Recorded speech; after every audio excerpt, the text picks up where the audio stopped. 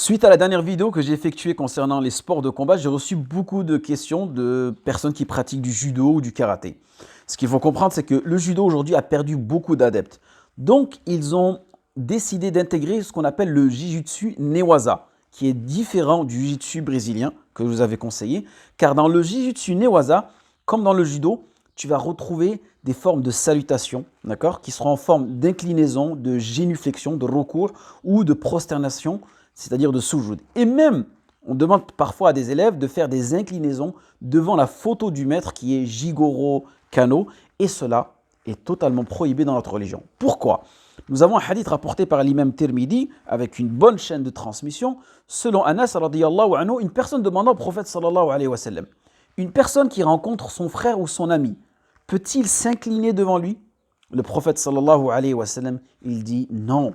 Et Al-Mubarak Furi, rahimahullah, dans l'explication de ce hadith, il nous dit l'inclinaison ici consiste à incliner la tête et le dos.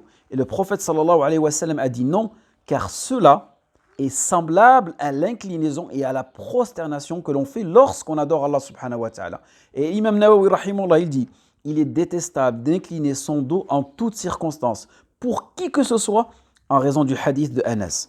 Car il n'y a rien qui le contredit. Et il nous dit aussi, ne soyez pas trompés par la quantité des gens qui le font.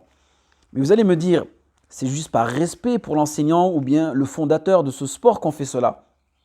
Le meilleur des enseignants, c'est le messager d'Allah sallallahu alayhi wa sallam.